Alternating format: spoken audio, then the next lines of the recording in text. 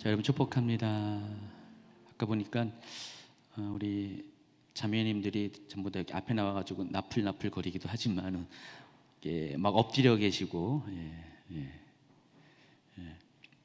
별로 신경 안 쓰시죠?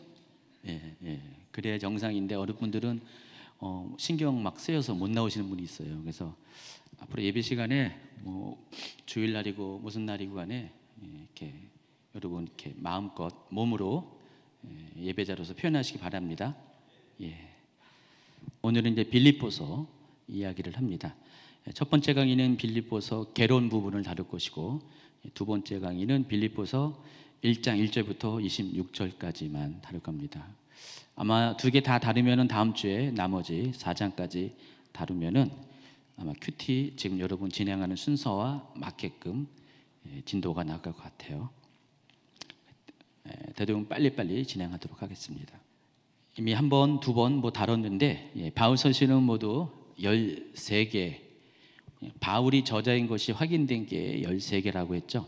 히브리서는 바울이 저자의 가능성이 한 절반 정도는 최소한 될 것 같아요. 근데 다른 저자의 가능성도 있어서 불확실한 히브리서를 제외한 나머지 13권을 책의 주제별로, 특징별로 세 가지 그룹으로 분류할 수 있다고 그랬습니다. 첫 번째가 교리 서신입니다. 일반 서신, 또 여행 서신, 이렇게 세 가지의 이름으로 부르기도 하는데, 여러분 잘 알고 있는 그 로마서, 고린도 전후서, 갈라디아서, 데살로니가 전후서, 자, 이 6가지의 책은 교리적인 부분들을 집중적으로 다루고 있어요. 특별히 바울의 전도 여행 가운데 기록한 것이라서 그래서 여행 서신이라고도 부르기도 합니다. 그리고 이제 오늘 다루는 이 빌립보서가 포함된 옥중 서신 4권입니다. 바울이 제1차 로마 투옥 기간 중에 AD 61년부터 63년까지 있었는데, 그때 두 번째 해인 62년부터 아마 기록할 가능성이 많습니다. 그래서 지난주에 끝냈던 에베소서, 또 빌립보서, 또 골로새서, 이 세 가지 책은 교회 공동체에게 보낸 편지고요. 또 이 빌레몬서는 개인에게 보낸 편지입니다. 모두 4권의 옥중 서신이 있고요. 그리고 세 번째 그룹이 목회 서신인데 제일 나중에 쓰였습니다. 바울 서신 중에서 시기적으로 제일 나중에 쓰여졌는데, 목회 서신은 디모데라는 사람과 디도라는 사람, 다 바울의 제자입니다. 후계자들이죠. 이 두 사람에게 개인적으로 목회자로서 목회자에게 주는 지침을 주기 위해서 이 세 권의 책을 썼습니다. 특별히 디모데 후서는 바울 서신 중에서 가장 후반부에 쓰여졌고요. 바울이 순교하기 직전에 두 번째 감옥에 투옥되었을 때 기록된 것이라고 일반적으로 보고 있습니다. 어쨌든 이 세 그룹의 바울 서신 중에서 옥중 서신이 4권의 편지이고, 자, 이때가 이제 1차 투옥 기간 중에 쓰여진 책들입니다. 그래서 여러분 이제 표를 보면은 그 연대기가 있어요. 옥중 서신 연대기가 여기만 있죠. 그래서 AD 62년 경에 빌레몬서가 제일 먼저 쓰여졌고, 그 다음에 골로새서, 다음 주에 에베소서, 다음번에 에베소서, 그리고 빌립보서. 그러니까 여러분 이렇게 보시면 알겠지만은 교리 서신도 그렇고 그 쓰여진 그 연대기별로 배열한 것이 신약 성경의 배열과는 좀 달라요. 신약 성경은 주제별로 좀 묶어놓은 경향이 있어가지고 연대기적인 배열하고 조금 다르다는 것을 여러분 아시기 바랍니다. 대략 저런 식으로 기록이 되어 있습니다. 3필이 넘어갑니다. 빠르게 진행하기 위해서. 이건 다 이미 했던 거라서 넘어가는 거고요. 자, 오늘은 이제 빌립보서를 이야기하기 전에 빌립보라는 도시에 대한 좀 이야기를 하겠습니다. 제가 지난번에도 에베소서 할 때 에베소의 도시적인 배경을 이야기했고요. 자, 오늘도 빌립보의 도시적인 배경을 다루도록 하겠습니다. 그림에 나와 있는 것처럼, 지도에 있는 것처럼 빌립보는요, 저기 보이죠? 화살표로 했죠. 그 사도행전에 나와 있는 바울의 여정을 중심으로 만든 겁니다. 사도행전 16장에 나와 있어요. 거기 보면은 빌립보가 사도 바울이 지금 터키 지역이죠. 터키 지역의 드로아 지방에서 마케도니아로 갈 때 배편에 제일 먼저 도착하는 도시가 빌립보입니다. 자, 빌립보는 이 마케도니아라는 그 원래는 왕국이었다가 이제는 이제 로마 시대 때는 하나의 그 주 같은 한 지방이 돼 버렸어요. 로마가 다 이제 주변을 정복하면서 옛날에는 왕국이었던 곳이 지금은 하나의 주, 우리나라의 도 같은 그런 개념으로 행정구역이 재편됐죠. 그 마케도니아 주에 제일 먼저 아시아 쪽에서 갈 때 첫 번째로 만나는 관문 도시라고 그러죠, 보통. 거기 처음에 들어갈 때 만나는 도시, 이 관문 도시가 빌립보입니다. 그래서 사도행전 16장 11절 12절에 그 이야기가 나와 있습니다. 한번 읽어볼까요? 우리가 드로아에서 배를 떠나 사모드라게로 직행하여 이튿날 네아폴리로 가고 거기서 빌립보에 이르니 이는 마케도냐 지방의 첫 성이요 또 로마의 식민지라 이 성에서 수의를 유하다. 자, 그래서 이 배편으로 마케도니아를 이렇게 들어갈 때 진입할 때 아시아 쪽에서 처음으로 이렇게 거쳐가는 도시가 빌립보입니다. 자, 더군다나 이 빌립보는요, 육로를 따져 보면은 여러분 두 번째 그림을 보시면은 자, 오른쪽에 여러분 오른쪽 맞죠? 저도 오른쪽. 지금 현재 터키 지도를 중심으로 이렇게 설명한 겁니다. 맨 오른쪽에 흑해 바로 밑에 이스탄불이라고 보이죠? 이스탄불에서 저렇게 지금은 그리스 우회가 불가리아고 마케도니아 또 이렇게 좀 조그만 또 나라가 있는데 이렇게 그 그리스 반도 위쪽이죠. 거길 에게 북쪽에 있는 지역을 쭉 관통하면서 아드리아해를 넘어가지고 이탈리아로 들어갑니다. 이태리로 들어가는데 그 관통하는 도로가 옛날에 로마 시대 때도 있었어요. 여러분 자세히 보면은 거기 관주에 보면은 이 분홍색 글씨로 된 게 잘 보이나요? 잘 보이네요. 그 분홍색으로 도로 표시된 게 에그나티아 가도라고 써 있죠.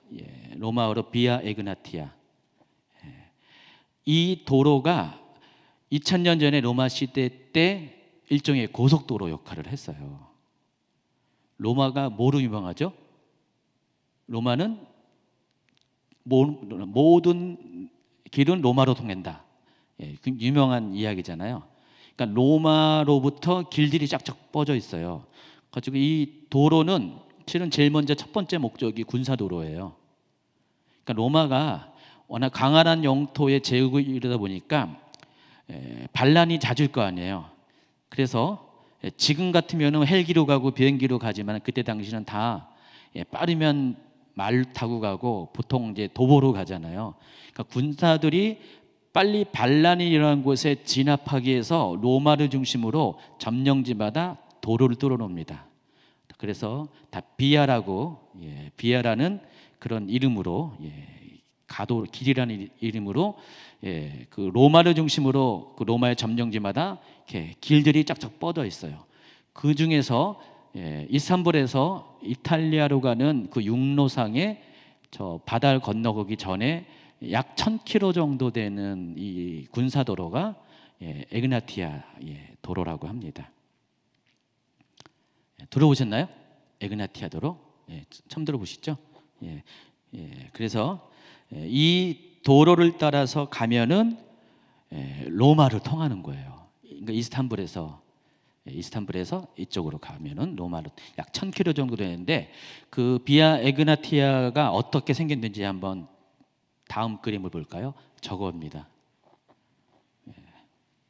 저런 식의 도로가 1000km가 뚫렸다는 거죠.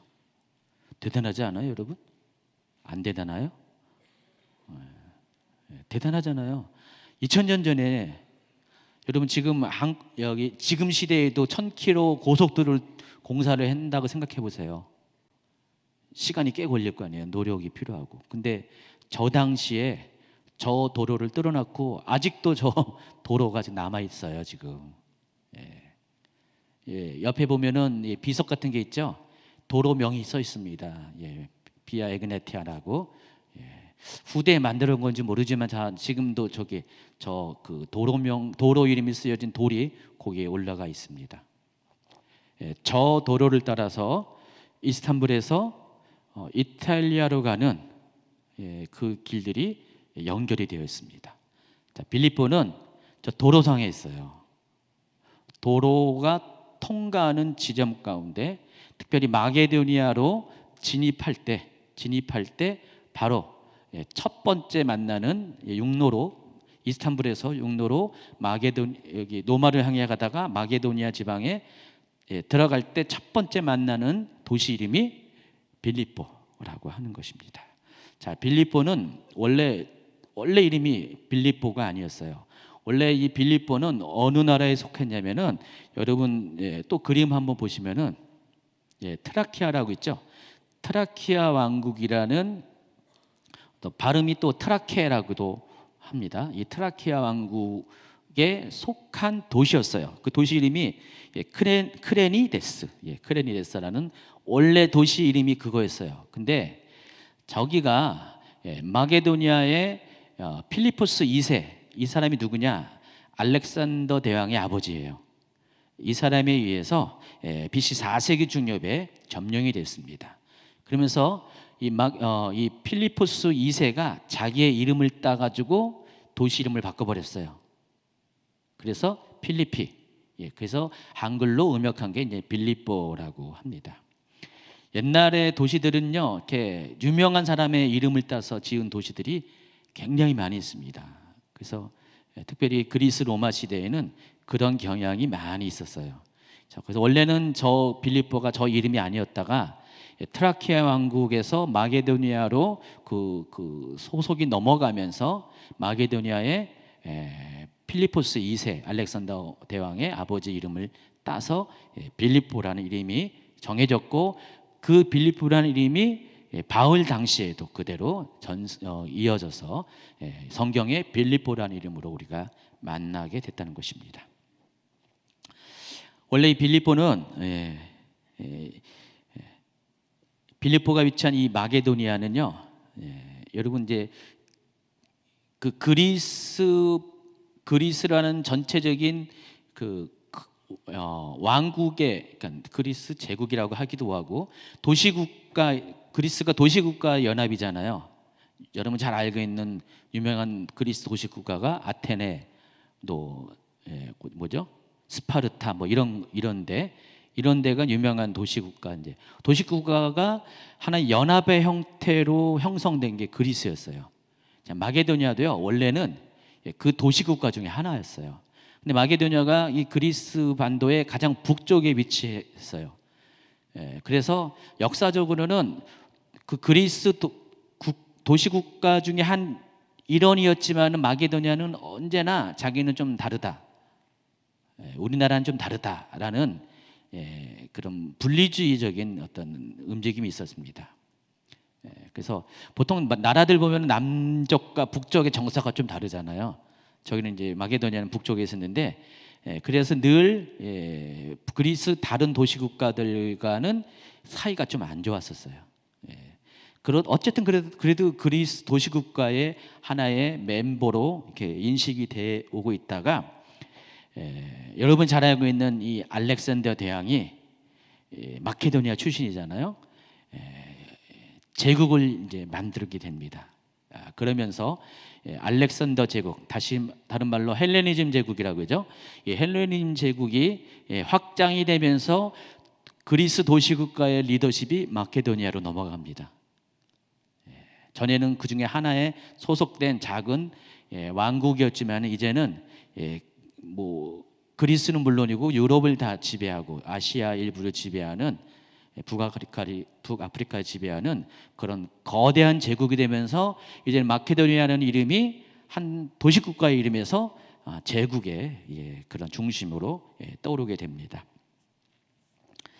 그러다가 헬레닌 제국이 무너지게 됩니다. 알렉산더 대왕이 죽은 다음에 처음에는 7개로 분할됐다가 나중에는 4개, 최종적으로는 3개의 그런 소제국으로 재편이 됩니다. 그러면서 이제 헬레닌 제국이 점점 약해지고 그 자리를 누가 차지하냐? 로마가 차지하게 됩니다. 로마는 로마시를 중심으로 한 역시 작은 도시 국가였었어요. 거기도요. 근데 점점 로마가 확장이 되면서 또 로마는 특별히 군사적으로 탁월한 어떤 군사력을 갖고 있었기 때문에 점점 확장이 되면서 로마가 결국은 헬레니즘 제국이 쌓아놓은 그 모든 어떤 기반들을 그대로 흡수합니다. 흡수하면서 로마 제국으로 확장이 됩니다. 그리고 또 특별히 로마는 그리스 문명을 그대로 받아들여요. 솔직히 로마인들이 할 수 있는 거는 싸움 잘하는 것밖에 별로 없죠. 근데 그리스가 앞서서 만들어 놓은 모든 문화와 문명들을 로마가 그대로 흡수합니다. 그래서 여러분 세계사에서는 그리스 로마 문명이라고 보통 이렇게 짝을 이뤄서 말하는 이유가 민족적으로는 다 달라요. 로마하고 그리스는 다른 나라고 다른 민족인데도 그렇게 하나로 묶어서 말할 정도로 로마가 그리스 문명을 받아들이게 되죠. 그래서 BC 168년경에 빌립보가 먼저 로마에 점령당하고 146년경에는 마케도니아 전 지역이 점령당하면서 로마의 한 주로 편입이 됩니다. 자, 그런데 보통 일반적으로 로마가 각 민족들을 점령하게 되면 어떻게 돼요? 그 점령지에 있는 사람들을 로마에 대항한 사람들은 전부 다 포로로 끌고 가가지고 노예가 되게 하죠. 그리고 거기 점령군을 갖다가 이렇게 주둔시켜 놓습니다. 자, 그런데 이 빌립보의 경우는 다른 다른 정복된 도시와는 달리 특별한 대우를 받아요. 빌립보는 같은 경우는. 그래서 이 빌립보를 가리켜서 사도행전 16장 12절 아까 읽어드린 16장 12절에 보면은 로마의 식민지다라고 부릅니다. 근데 여러분이 식민지다라는 어감이 별로 안 좋죠. 근데 실은 이 식민지라는 의미가 이 당시는 그런 뜻이 아니에요. 굉장히 좋은 뜻이에요. 신약 성경에 단 한 번 사용한 단어가 있는데 이 콜로니아라는 단어가 여기 사용했습니다. 식민지라고 번역을 했죠. 근데 아마 이게 이 식민지라고 번역한 게 우리나라 이제 초기에 이 한글을 번역한 분이 별도로 이렇게 다른 말로 이렇게 할 만한 게 없어서 식민지라고 이렇게 번역을 한 것 같아요. 근데 콜로니아라는 단어를. 근데 이 콜로니아가 부정적인 의미는 아니에요. 로마가 이렇게 각 도시를 점령할 때마다 로마는 어쨌든 간에 거기서 뽑아낼 거 다 뽑아내잖아요. 세금은 뽑아내고 다 필요한 것들을 다 뽑아내가지고 그냥 자기들의 거의 반노예 상태로 만들었는데 이 콜로니아 같은 경우는 그런 경우가 아니란 것입니다. 특별한 혜택을 줘요. 그래서 2가지 혜택을 줍니다. 세금을 감면해 줘요. 다른 점령지에서는 세금을 뽑아낼 만큼 뽑아내는데 이 콜로니아로 지정된 이 도시들에게는 세금을 감면해 주고 또 자치권을 부여합니다. 행정적으로 또 사법적으로 자치권을 부여합니다. 그리고 거의 로마 시민에 준하는 시민권을 부여해요. 빌립보가 그런 도시였다는 것입니다. 그래서 빌립보 3장 20절에 보면 바울이 이런 말을 하죠. 그러나 우리의 시민권은 하늘에 있는지라. 이 표현이 괜히 나온 게 아니라 바로 이런 배경 때문에 나온 거예요. 그러니까 빌립보 사람들은 지금 분명히 이 빌립보는 그리스의 국가 중에 하나였잖아요. 이탈리아랑은 달라요.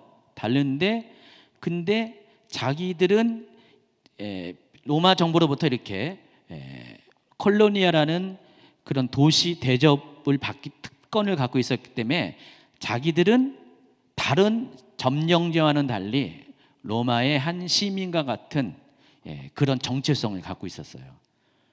그래서 이 사람들에게 바울이 그러한 정체성을 가진 사람들에게 하늘에 속한 정체성을 이야기할 때, 자 봐라, 너희들이 내가 로마의 시민권을 갖고 있는 것이 자랑스럽게 여기지 않냐, 너희들이 그런 것처럼 이제는 하늘의 시민권을 받는 자가 되라, 그 말을 한 겁니다.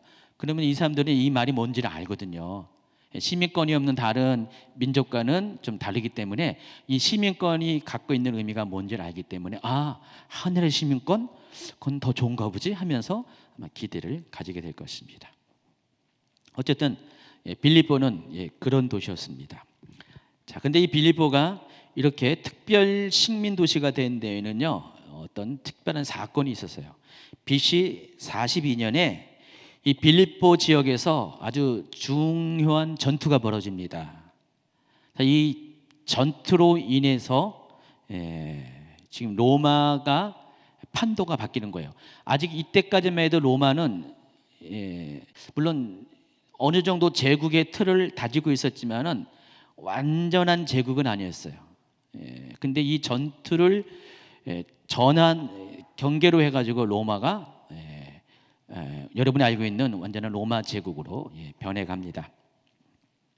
자, BC 42년에 전에 어떤 일이 있었냐? 여러분이 잘 알고 있는 역사적인 인물이 있습니다. 율리어스 시저라는 사람이 있는데 들어보셨죠? 제가 오늘 잠깐 로마 역사를 좀 다룰 겁니다. 정치도 좀 다룰 겁니다. 괜찮겠습니까? 그래서 율리어스 시저라는 사람은 원래 그 출생이 귀족 가문의 출생이에요. 여러분 이제 강의 안에 없는 겁니다. 귀족 가문의 출생인데 이 집안이 몰락했어요. 줄을 잘못 써가지고 몰락했습니다. 아버지가 줄을 잘못 썼어요. 권력에 잘못 써가지고 패배하는 쪽에 서버려가지고 가문이 몰락했어요. 그래서 이 율리어스 시저가 자기 가문을 일으키려고 택한 것이 군인이 되는 거였어요. 당시 로마에서는 군인이 출세가 가장 빠르거든요. 그러니까 일반 시민으로서 귀족이 아닌 사람, 유명한 가문이 아닌 사람 중에서 빨리 출세할 수 있는 길이 군인이 돼서 전투에서 공적을 쌓으면은 빨리 승진하면은 그래서 자기 출세길이 열리거든요. 그래서 시저가 20대 안 된 10대 후반 나이에 이렇게 군인으로 병사로 군입대를 합니다. 근데 아무래도 그 목표가 있다 보니까 열심히 전투에 싸우면서 계속해서 전승을 자꾸만 이룹니다. 공적을 이루니까 한 10년 정도 지나니까 어떻게 돼요? 간부급이 되겠죠. 장교급이 됐습니다. 자, 그때부터 율리어스 시저가 역사 가운데 두각을 일으킵니다. 그래서 결국은 율리어스 시저가 병사로 시작해가지고 나중에는 사령관이 됩니다. 군 사령관이 되고요. 거기서 끝나는 것이 아니라 이 율리어스 시저가 당시에 로마가 왕이 없었어요. 왕정 국가가 아니었어요. 로마는 공화정 국가였어요. 여러분이 알고 있는 원로원이 요즘식으로 말하면 내각 책임제입니다.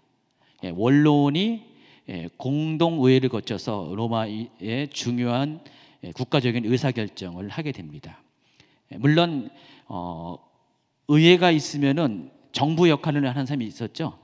그래서 그 원로원에서 어떤 임기를 정해서 뽑는 집정관이라는 사람이 있었어요. 최고 집정관.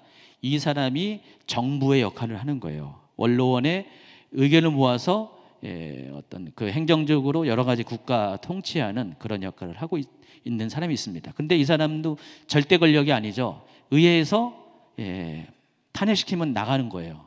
임기가 딱 정해져 있어요. 그런 체제로 로마가 이렇게 정치 체도가 있었습니다. 자, 그런데 이 율리어스 시저가 마침내 로마 집정관이 돼버리는 거예요. 근데 그것으로 만족하지 않고 율리어스 시저가 계속해서 자기의 권력을 쌓아가는 거예요. 그러니까 시저의 입장에서는 이 내각 책임제가 이 원로원 공화정이 너무나 국가 발전에 걸림돌이 되는 거예요. 앞으로 나아가는 강력한 힘을 발휘하지 못하니까 이 사람이 점점 그 집정관 제도를 점점 이렇게 독재식으로 만듭니다. 나중에는 자기 스스로 독재관, 집정관인데 최고 독재관이라는 명칭으로 임기가 따로 없는 평생 종신 집정관으로 오르게 됩니다. 근데 마침 그때 이제 이거는 이제 강요 없는 얘기입니다. 시저가 병이 발작하죠. 잘 알고 있는 간질이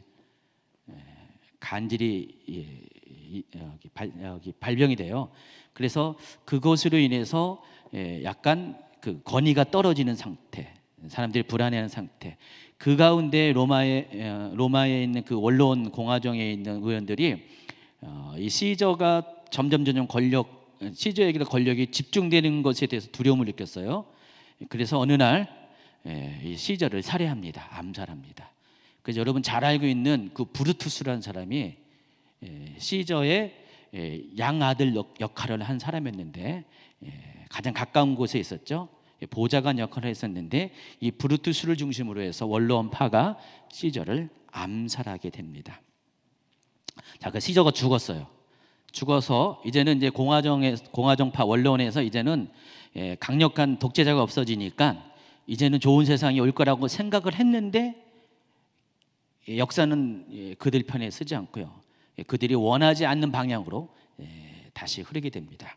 자, 이 일이 있은 후에 권력의 공백이 생기니까 서로 힘 있는 자들이 권력을 차지하려고 쟁탈전을 벌입니다. 그 중에 한 사람이 옥타비아누스라는 사람이에요. 들어보셨나요? 옥타비아누스. 좀 이따 소개할 겁니다. 이 옥타비아누스는 시저의 여동생의 아들이에요. 조카예요.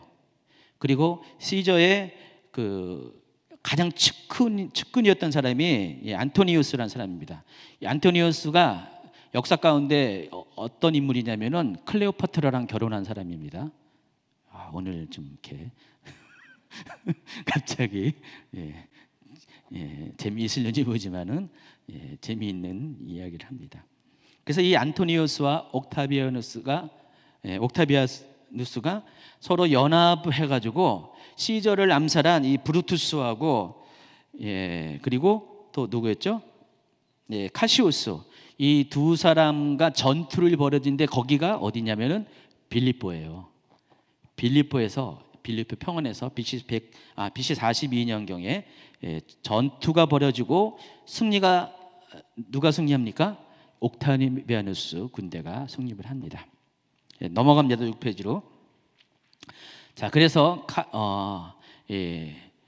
브루투스하고 카시우스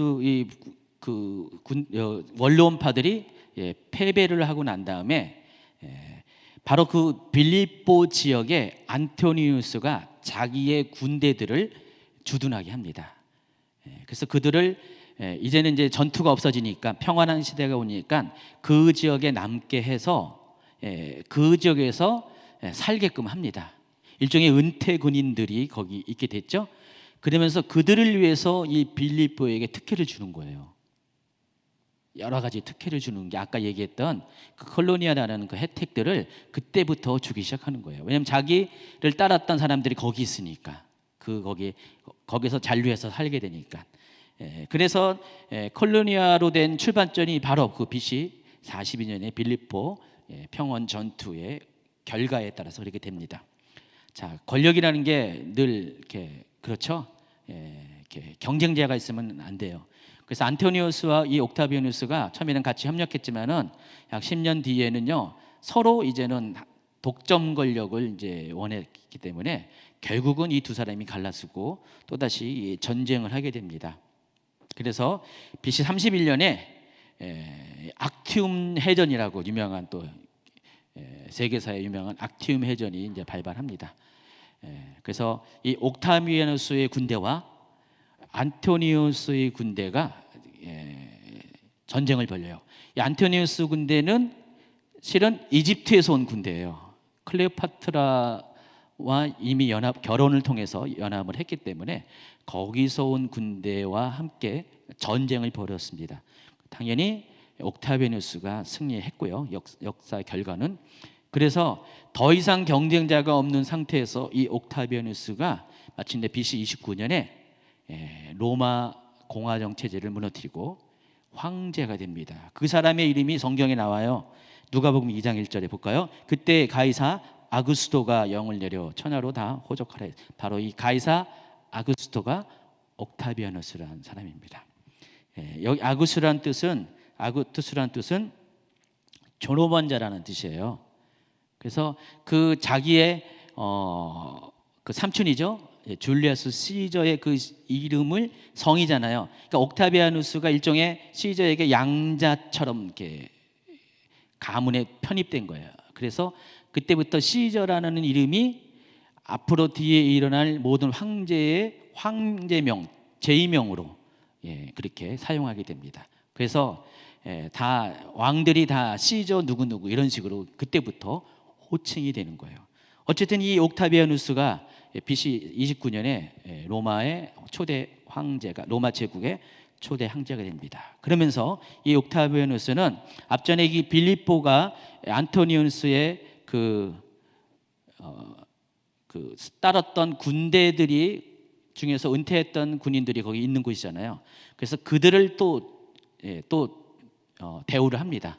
대우를 하면서 이전에 안토니우스가 했던 것보다 더 그 빌립보를 대접을 하게 됩니다. 그래서 마침내 이제 로마의 콜로니아가 형성이 됩니다. 그래서 옥타비아누스는 이 지역을 이우스 이탈리쿰이라고 이탈리아의 친구라는 지금 여기는 이탈리아가 아니잖아요. 그리스에 있는 속한 나라인데 그런 지위를 부여해서 거기 있는 사람들을 이렇게 존대하게 됩니다. 그래서 세금들 면해주고 자치권을 다 주고요. 그래서 그들 스스로 나는 이민족이 아니라 로마의 시민이라는 정체성을 갖게끔 하는 거예요. 그럼 어떻게 해요? 절대로 충성하겠죠. 그 옥타비아누스에게 충성하게 하도록 그렇게 만든 거예요. 자, 그런 도시가 바로 빌립보라는 것입니다. 자, 그런데 이 빌립보는 정치적으로는 비록 로마의 혜택을 보고 로마에 이렇게 속해 있지만은 빌립보가 마케도니아잖아요. 그리스 문화의 중심 그 국가 중에 속했던 도시였잖아요. 그러다 보니까 오히려 이제 문화적으로는 로마에 영향을 끼치게 되죠. 로마에 오히려 문명과 문화를 수출하게 됩니다. 자, 그러면서 또 아까 얘기했던 에그나티아 가도에 있는 그런 지리적인 이점을 통해서 사람들이 거기 많이 오가면서 이 빌립보는 당시의 문화적인 그런 많은 문화들이 그 도시에 들어오게 되면서 문화가 융합되는 그런 도시의 역할을 하게 됩니다. 그러면서 빌립보는 계속해서 발전해가게 됩니다. 문화가 발전하면서 그때 당시 문화가 발전하면은 같이 동반되는 게 있습니다. 이민족의 문화들이 섞이면서 혼합되면서 발생되는 문제가 우상 숭배가 심해지는 거예요. 여러분 에베소서 얘기하면서 에베소가 우상이 굉장히 유명했죠. 그래서 에베소에서 가장 유명했던 그 우상이 뭐였죠? 아르테미스 여신. 고대 세계 7대 불가 사이에 속한 파르테논, 현존하는 파르테논 신전보다 무려 4배의 규모가 큰 신전이 그때 당시 있었다고 했습니다. 그래서 에베소도 가면은 여러 가지 신전들이 많이 있어요. 각가지 지금 현재 남아 있는 유적 중에. 근데 빌립보는 더 심했어요. 심해가지고 그리스에 있는 신들, 로마에 있는 신들, 또 옆에 있는 그 트라키아에 있는 신들, 트타키아 그리고 황제 숭배까지 겸해져 가지고 이 빌립보는 온갖 우상 숭배로 가득 찬 그런 도시였습니다. 그래서 영적으로 보면은 도저히 여기는 복음이 들어갈 수 없는 그런 도시였다는 것입니다. 그래서 그런지 몰라도 이곳에는요 유대인 회당이 전혀 없었어요. 일반적으로 디아스포라로 퍼져 있는 유대인들은 그들이 살고 있는 도시마다 무조건 회당을 졌잖아요. 근데 여기는 회당이 없었습니다. 자, 사도행전에 보면은 16장에 보면은 사도 바울이 이곳에만 와가지고 이제 안식일이 돼가지고 자기의 유대적인 그 의무를 다하기 위해서 기도처를 찾는 거예요. 예배하기 위해서 회당을 찾았는데 회당이 없는 거예요. 성을 다 둘러봐도 예배 드릴 만한 공간이 없는 거예요. 회당이 없으니까. 그래서 할 수 없이 성 밖으로 나가서 강가에서 있는데 거기서 누구를 만납니까? 네, 루디아를 만납니다. 그래서 그 만남이 결국은 이 빌립보의 첫 번째 교회가 형성하는 생겨나는 만남이 된다는 것입니다. 자, 7페이지로 넘어갑니다. 이제 사도 바울과 빌립보 교회와의 관계에 대해서 설명을 하겠습니다. 사도 바울은 2차 선교 여행 중에 AD 50년경에 빌립보를 처음 방문하는데 그게 사도행전 16장에 기록이 되어 있습니다. 그 전까지 사도 바울은 1차 선교 여행을 떠날 때는 유럽으로 안 갔어요. 그냥 지금의 터키 지역의 일부만 다니면서 복음을 전했습니다. 그랬다가 AD 49년에 다시 귀국해가지고 안디옥으로 가서 거기 있다가 예루살렘 공의회에 참석을 하게 되죠. 그리고 공의회에 참석을 한 결과 이방인에 대한 복음 전도의 필요성을 절실히 더 느꼈고요. 그리고 곧바로 다시 재파송을 받아서 2차 전도 여행을 떠납니다.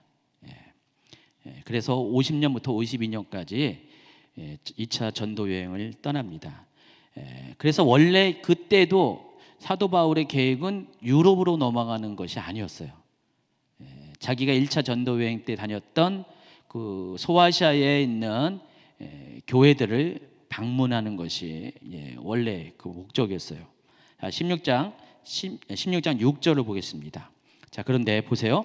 성령이 아시아에서 말씀을 전하지 못하게 하시거늘 그들이 부르기아와 갈라디아 땅으로 가서 무시아 앞에 이르러 비두니아로 가고자 애쓰되 예수의 영이 허락하지 아니하신지라 하면서 무시아를 지나 도로아로 내려갔는데 밤에 환상이 바울에게 보이니 마게도냐 사람 하나가 서서 그에게 청하여 이르되 마게도냐로 건너와서 우리를 도우라 하거늘 바울이 그 환상을 봤을 때 우리가 곧 마게도냐를 떠나기를 힘쓰니.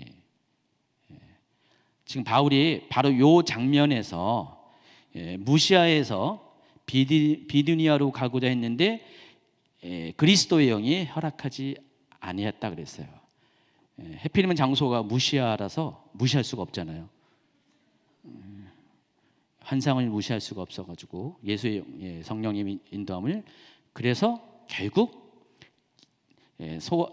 소아시아의 그 일정을 포기하고 유럽을 향해서 나갔는데 배를 타고 드로아에서 아까 그 중간에 섬을 통과해가지고 유럽으로 갔는데 첫 번째 방문한 도시가 빌립보. 그래서 그 빌립보, 그러니까 사도 바울이 처음으로 유럽 땅을 밟은 첫 번째 도시가 빌립보고 해필이면 그 빌립보는 회당이 없었어요. 워낙에 우상숭배와 또 이교 문화가 이렇게 융성한 곳이어서 유대인들이 낄 수 있는 자리가 아니었나 봐요. 그래서 회당이 없었고 그래서 어쩔 수 없이 예배처소를 찾다가 강가로 나왔다가 우연찮게 루스드라 출신의 루디아라는 옷감 장사 여인을 만나게 됩니다. 여러분 옷감 장사로 해가지고 무슨 이게 옷 행상 정도 수준 되는 줄 아는데 아닙니다. 이 여자는 당시에 옷으로 따진다면은 귀족들이 입는 고급 옷을 취급하는 고급 상인이었어요. 원래 집은 루스드라에 있었어요. 두아디라. 루스드라는 디모데의 고향이고 두아디라. 그 소아시아 7대 교회 거기가 아크사르인가요? 제가 지난번에 그 지방사역 갔을 때 갔던 곳입니다. 몰랐는데 막 거리 전도하다 보니까 많이 보던 곳이 있어서 봤더니 두아디라 교회였더라고요. 아크사르. 거기가 고향이에요. 루디아가. 당시만 해도 그 소아시아 지역은 전부 다 그리스 사람들이 다 살던 도시였거든요. 나중에 이제 저쪽 그 터키족들이 들어오면서 다 쫓겨나가지고 지금은 무슬림 나라 됐지만은 그 당시만 해도 그리스 사람들이 헬레니즘 시대 때 다 넘어와가지고 지금의 터키 지역을 다 점령해서 거기서 터전 닦고 살고 있었어요. 그래서 그리스 사람들입니다. 그래서 루디아는 그리스 여인이었어요. 이방인이었죠. 그런데 루디아가 독특한 게 그리스 여인이면서도 불구하고 이방인이면서도 하나님을 섬기는 여인이었습니다. 그러니까 유대교를 아는 여인이었어요. 하나님 신앙을 갖고 있었어요. 그래서 루디아는 나름대로 거기서 하나님을 찾는 그런 삶을 살았어요. 그래서 지금 두아데라에서 이 빌립보를 왔다 갔다 하면서 옷감 무역을 하고 있었다가 우연찮게 그 강가에서 어느 날 강가에서 바울을 만나게 됩니다. 그리고 바울을 만난 루디아가 복음을 전해 듣고 바울을 자기 집에 초대를 하고요. 그래서 그때 온 집이 복음을 영접하고 다 세례를 받게 됩니다. 그 내용이 사도행전 16장 14절입니다. 같이 읽겠습니다. 두아디라시에 있는 자색 옷감 장사로서 하나님을 섬기는 누리아라 하는 한 여자가 말을 듣고 있을 때 주께서 그 마음을 열어 바울의 말을 따르게 하신지라 그와 그 집이 다 세례를 받고 우리에게 청하여 이르되 만일 나로 주 믿는 자로 알거든 내 집에 들어와 유하라 하고 강권하여 머물게 하니라. 자, 그래서 유럽 최초의 그러니까 바울이 전도 여행해서 최초에 세워진 교회가 바로 루디아의 집에서 시작했습니다. 빌립보에서 시작을 했습니다. 자, 그런데 바울이 곧바로 박해를 받게 됩니다. 어떤 일이 생겼냐? 바울이 이제 그 지역에서 이제 다니는데 어떤 여자가 자기를 막 쫓아다니면서 바울을 막 높이는 거예요. 17절에 보니까 그가 바울과 우리를 따라와 소리질러 이르되 이 사람들은 지극히 높은 하나님의 종으로서 구원의 길을 너희에게 전하는 자라 하면서 계속 바울이 다니는 곳마다 쫓아다니면서 여러분 아시죠? 귀신이 귀신같이 한다고요. 이 안에 있는 귀신이 바울의 정체를 자꾸만 드러내는 거예요. 그러니까 바울이 듣다가 하도 힘들어서 예수 이름을 쫓아내 버렸어요. 그랬더니 귀신이 확 떠나가니까 어떻게 돼요? 점치는 영이 싹 사라진 거예요. 그러니까 이 여자를 통해서 돈을 버는 그 주인이 갑자기 자기 여종이 예언을 못하게 되니까 점을 못 치니까 사람들에게 그걸 못하니까 수입이 다 끊어지는 거예요. 너무 화가 나잖아요. 그래서 바울을 모함해서 고소를 합니다. 그래서 빌립보 감옥에 갇히게 됩니다. 엄청 매맞고 매질을 당한 다음에 빌립보 감옥에 깊은 감옥에 들어가게 됩니다. 자, 그런데 이 일이 그냥 일어난 것이 아니었어요. 하나님께서 허락하신 이 빌립보의 교회를 든든히 하기 위해서 허락하신 하나님의 또 섭리 가운데 일어난 사건이었습니다. 자, 바울과 실라가 빌립보 감옥에 갇혔습니다. 자, 그런데 바울과 실라가 슬퍼하거나 노하지 않고 어떻게 했어요? 오히려 하나님을 찬송합니다. 그런데 26절에 보여요. 갑자기 큰 지진이라서 옥토가 움직이고 문이 곧 다 열리며 모든 사람이 메인 것이 다 벗겨졌다 그랬습니다. 갑자기 지진이 나면서 문이 다 열리고 발에 찬 수갑 같은 거 발은 뭐라 그러나요? 족갑이라 그랬나요? 다 풀어집니다. 메인 것들이 다 풀어집니다. 그래서 그때 당시 이 감옥을 지키던 간수가 아마 간수장이겠죠. 이 간수가 깜짝 놀랍니다. 문이 다 열린 거 보니까 죄인들이 다 도망갔구나. 그래서 이 사람이 곧바로 자결을 하라 합니다. 그 이유가 있어요. 당시에 로마법에 의하면은 죄인이 한 명이 이렇게 도망가잖아요. 그러면은 그 지키던 간수가 그 형벌을 그대로 받아야 돼요. 그러다 보니까 그것이 두려워서 어차피 그렇게 될 바에 자결을 하자 해서 이 간수가 자결을 하려고 하는 순간에 바울이 멈추게 합니다. 우리가 여전히 여기 있으니까 목숨을 끊지 말라 했습니다. 자, 이 일이 계기가 되어서 간수가 바울에게 이렇게 말합니다. 그 유명한 말이죠. 16장 사도행전 16장 30절. 그들을 데리고 나가 이르되 선생들이여 내가 어떻게 구원을 받으리이까? 이르되 주 예수를 믿으라. 그리하면 너와 내 집이 구원을 받으리라. 그러면 유명한 말이 여기서 나온 것입니다. 그리고 간수가 이 바울 일행을 자기 집에 데려가서 씻겨주고 상처를 다 이렇게 치료해주고 그리고 식사 자리를 준비하고 온 가족들을 불러서 바로 그 주 예수를 믿는 세례를 받게 됩니다. 그리고 이 일이 있었는데 바울이 오해가 풀려가지고 그 다음 날 그냥 정상적인 절차에 의해서 감옥에서 풀려나게 됩니다. 아마 이때 빌립보 교회가 구성원이 아마 두 가정일 가능성이 많아요. 루디아의 집의 사람들, 또 빌립보 감옥의 간수의 집, 이 두 가정이 연합해서 그때 이후로 빌립보 교회가 바울이 떠나서도 계속 모임을 갖고 그리고 성장을 했을 가능성이 많습니다. 자, 이 일이 AD 50년경이고요. 5년의 시간이 지릅니다. 55년경에 제3차 선교 여행 가운데 바울이 두 번째로 이 도시를 방문하는데 그 내용이 사도행전 20장에 나와 있습니다. 자, 이때 바울은 예루살렘 성도들을 위해서 구제헌금을 모금하고 있었어요. 예루살렘 교회가 너무 핍박이 심하니까 어렵잖아요. 그러니까 그들을 위해서 구제헌금, 성경에는 연보라고 나와 있죠. 구제헌금을 모금하고 있었습니다.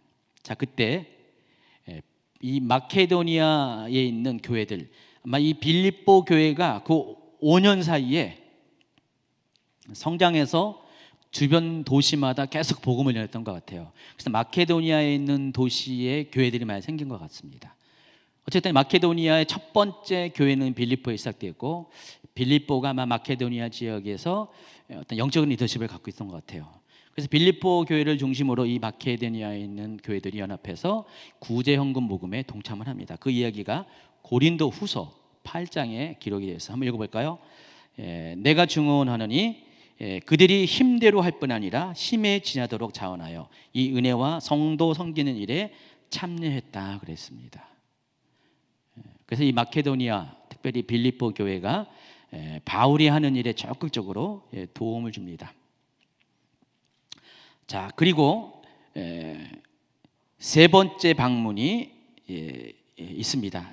바울이 이제 로마에서 풀려 나온 다음에 세 번째로 이 지역을 방문하는데 50년에 첫 번째 방문했고 55년에 방문했고요. 세 번째는 최소한 63년 이후겠죠. 63년에 풀려났으니까. 두 번째 방문해서 8년 후에 이 도시를 방문합니다. 그 이야기가 빌립보서 2장에 나와 있어요. 근데 여기서는 가능성만 열어놓은 거예요. 지금 로마 감옥에서 바울이 먼저 디모데를 보내고 나도 너희들에게 속히 가기를 원한다라는 편지를 빌립보스를 쓰는데 그 가운데서 이 내용을 적고 있어요. 그래서 결국은 바울이 빌립보로 방문한 것으로 다들 그렇게 생각을 하고 있습니다. 어쨌든 이곳에서 바울은 세 번째 방해서 이곳에서 디모데 전서와 디모데 후서를 씁니다. 자, 빌립보 교인들과 이 바울의 관계에 대해서 좀 설명하겠습니다. 설명드렸듯이 빌립보 교회는 바울이 직접 낳은 교회였어요. 많은 그 1세기경에 많은 교회들이 있지만은 바울이 세운 교회가 있고 바울이 안 세운 교회가 있어요. 가령 로마서 같은 로마 교회는 바울이 세운 교회가 아니에요. 바울은 로마에 나중에 투옥 당하러 갈 때까지 그 전에 간 적이 없어요. 가고 싶다라는 말을 편지에 쓴 게 로마서죠. 내가 너희한테 가고 싶다라고 그 마음만 전한 게 로마서죠. 근데 결국은 그 감옥에 갇히기 위해서 로마를 방문하게 되죠, 바울이. 근데 그 바울이 로마에 방문하기 이전에 이미 로마에는 교회가 있었어요. 아마도 예루살렘과 다른 도시에서 복음을 듣고 간 사람이 그곳에서 교회를 세울 가능성이 많죠. 자, 근데 이 빌립보 같은 경우는 유럽에서 바울이 최초로 세운 교회예요. 직접 세운 교회입니다. 그래서 바울에게는 굉장히 큰 의미가 있는 교회라는 것입니다.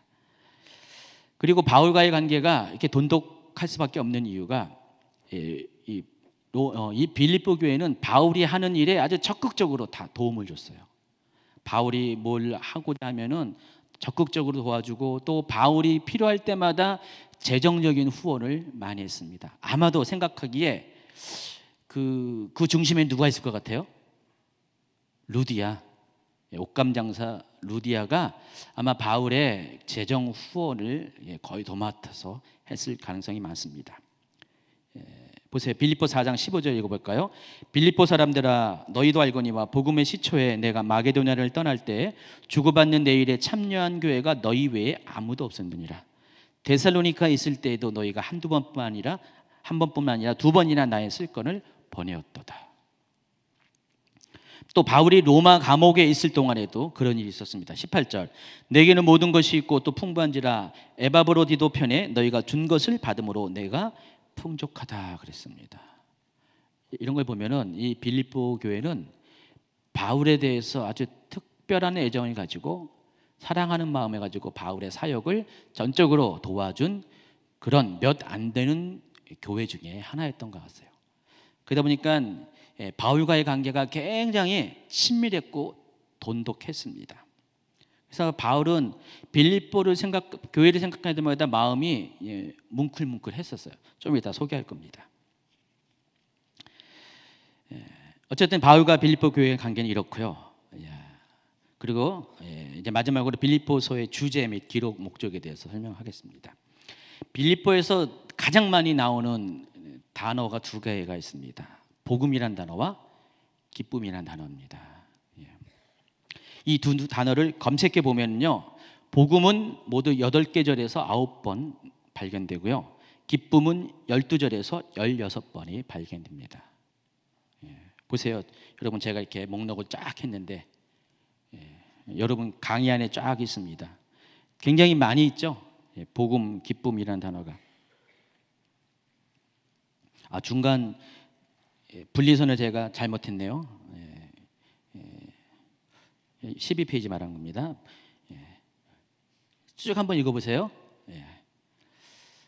그럼 바울이 얼마큼 이 빌립보서에서 복음에 대한 관심과 기쁨에 대한 당부가 많이 있다는 것을 여러분이 짐작할 수가 있습니다. 자, 바울이 이제 빌립보서를 기록한 목적이 있습니다. 바울이 빌립보서를 기록한 당시에 바울은 어디에 있었죠? 로마 감옥에 있었어요. 그래서 옥중서신이라고 했습니다. 자, 그런데 여러분 잘 살펴보면은 오히려 다른 곳에 여행 중에 있거나 아니면 다른 일반적인 상태에 있을 때 쓴 기록과 비교하면은 이 빌립보서는 바울이 굉장히 감옥에 갇혔음에도 불구하고 영적으로는 충만했다는 사실을 알고 있어요. 빌립보서 안에만 16번에 걸쳐서 기뻐하라 이런 표현들이 쫙 나와 있잖아요.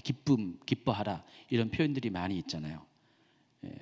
그만큼 바울이 지금 비록 몸은 감옥에 갇혔어도 영적으로는 기쁨이 충만한 상태라는 것을 알 수가 있습니다. 왜 이처럼 바울이 오히려 감옥에 갇혔을 때 다른 서신서와 비교해서 오히려 더 기뻐할 수 있는지에 대해서 알아보면은 빌립보를 기록한 목적이 무엇인지를 알 수가 있다는 것입니다. 여러분, 이제 빌립보서는 다른 복음서와는 다른 그 서신들과는 달리 빌립보 교회가 어떤 문제가 있어서 기록한 것이 절대 아니에요. 그러니까 여기 보면은 빌립보 교회에 그다지 큰 문제가 있다는 것을 살펴볼 수가 없어요. 빌립보 교회는 문제가 별로 없었어요. 오히려 3절부터 빌립보에 대한 이야기를 쭉 보면은 한번 읽어볼까요? 한 절부터 읽겠습니다. 내가 너희를 생각할 때마다 나의 하나님께 감사하며 간구할 때마다 너희 무리를 위하여 기쁨으로 항상 간구하문 너희가 첫날부터 이제까지 복음을 위한 일에 참여하고 있기 때문이라. 너희 안에서 착한 일을 시작하신 이가 그리스도 예수 날까지 이루실 줄을 우리는 확신하노라. 보면은 빌립보에는 다른 서신들과 달리 뭐 잘못한 것에 대해서 뭐 이렇게 지적해주거나 뭐 이렇게 해라라는 그런 것들이 거의 없이 빌립보 교회는 바울의 입장에서는 아주 착한 교회예요. 문제 없는 성도 있잖아요. 그런 교회였다는 것입니다. 그래서 빌립보 교회에 편지 쓴 목적 자체가 그거예요. 빌립보 교회 성도들이 아까 소개한 것처럼 바울에게 있어서 필요할 때마다 재정 후원해주고 또 기도해주고 염려해주는 그 모든 것에 대해서 정말 감사하다라는 그 마음을 표현하기 위해서 이 빌립보서를 썼습니다. 또 한 가지는요, 이 바울 사도가 투옥당하니까 빌립보 교회 성도들이 엄청 걱정을 많이 했던 것 같아요. 무려 4년 가까이 바울이 2년 동안은 그 유대 땅 가이사랴에서 투옥당했다가 또 그 죄수선을 타고 로마로 가가지고 거기서 또 투옥당해서 언제 추록될는지 기약이 없는 시간을 보내고 있었기 때문에 이 빌립보 교인들이 바울의 투옥으로 인해서 염려가 많았어요. 아마 바울도 그들이 그렇게 염려하고 있다는 것을 들었을 거 아니에요. 그래서 그들의 걱정을 이제는 하지 말게 그들을 위로하고 격려하기 위해서 빌립보서를 썼습니다. 12절 보세요. 같이 읽겠습니다. 형제들아 내가 당한 일이 도리어 복음 전파의 진전이 될 줄을 너희가 알기를 원하노라. 이러므로 나의 매임이 그리스도 안에서 모든 시대양과 그 밖에 모든 사람에게 나타났으니 형제 중 다수가 나의 매임으로 말미암아 주 안에서 신뢰함으로 겁없이 하나님의 말씀을 더욱 담대히 전하게 되었느니라.